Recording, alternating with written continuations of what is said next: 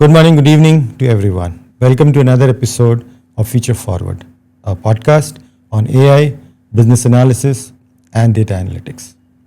In every episode, we talk to an industry expert and we talk about technology, business, data, skills, and career path.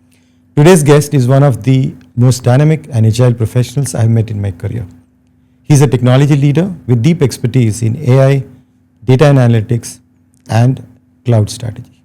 With over 2 decades of experience, he has helped global enterprises harness data-driven insights and also drive scalable business transformations using AI-led innovations.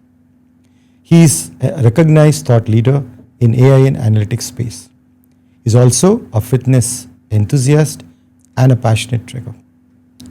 Let's meet Balaji Rajagopalan, who is a Vice President of Cloud and Data at Capgemini India. Let's talk to him about artificial intelligence. Watch this episode till the end, as this is going to be nothing less than a masterclass in artificial intelligence.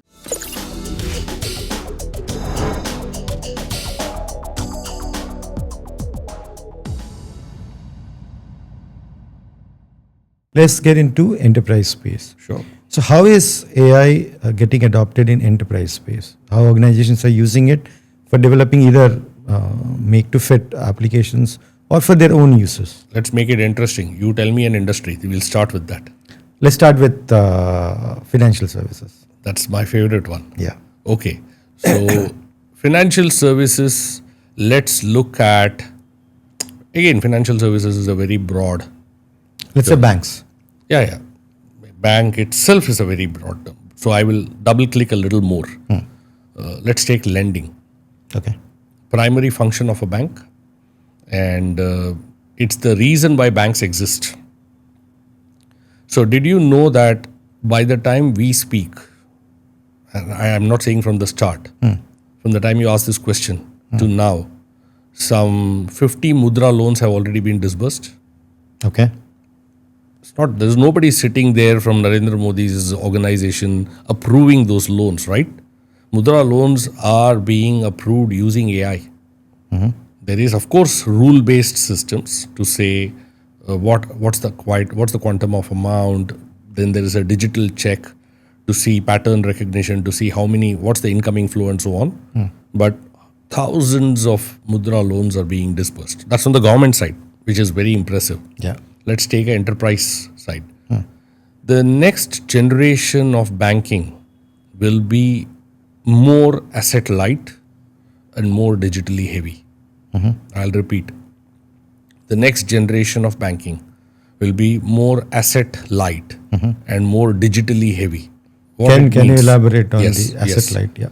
The asset light means the traditional thought process of a bank was open more branches, employ more people, have more feet on street. Somebody chases you for a loan, and we have all been victim to people calling us from various organizations saying, do you want a loan? Do you want a loan? Can I sell this to you?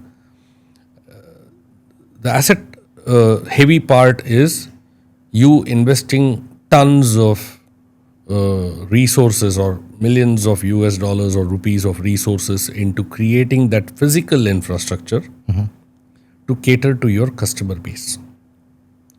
The asset light part is, I'm not saying the new generation bank will do away with all the branches, but they will use their branches more intelligently and they will leverage technology.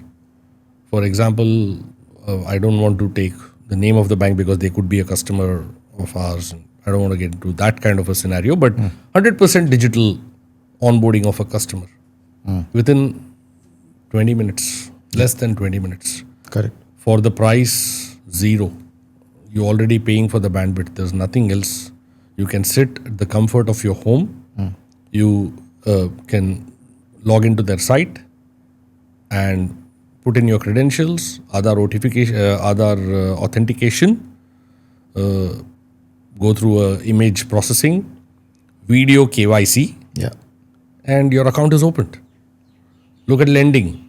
The future of lending in financial services, in banking, is going to be more AI-based lending.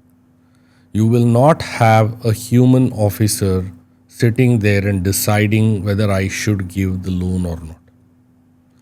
Up to a certain range of loans will be machine learning, will be artificial intelligence deciding on the loan based on your history, based on the data, based on all the transactions you are able to upload. Cognitive document processing comes into play. Sentiment analysis will come in. Social media feeds will be picked up to see whether it's end use is for some other reason or not. End use monitoring, all of those. Correct. That's an example of